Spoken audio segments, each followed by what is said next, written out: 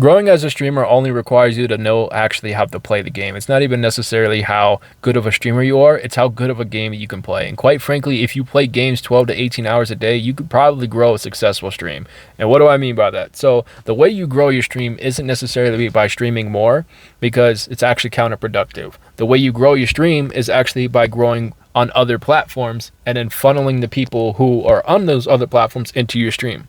The reason why you want to grow on other platforms instead of on the streaming site that you're streaming on, whatever it is because generally speaking, a lot of the streaming sites, they promote the people who are at the top and completely ignore the people at the bottom. And generally speaking, a lot of viewers aren't going to go to the people at the bottom to watch them. There's going to be a very small percentage of them who do. So the reason why this is much more effective is because of a few different reasons. Let's say, for example, you were to stream for 8 hours a day.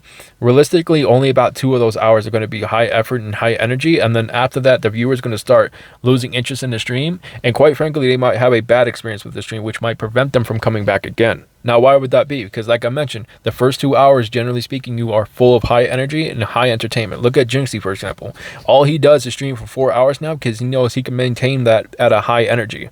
Why this is important, because instead of just streaming for those 6 hours that are already having a negative viewing experience, you could just use those 6 hours to create content on other platforms that people would enjoy, and therefore exponentially growing how fast people come back to your stream. And then the last reason you will want to do is because it's significantly easier on your mental health. It's a lot easier to stream for 2 hours at a high energy than it is at 8 hours. So this is just allowing you to keep doing this longer and longer. And quite frankly, it's the people who are more consistent and disciplined to show up every single time that are the people who eventually become at the top, like Queso, Kai, Jinxie, and all these other ones, right?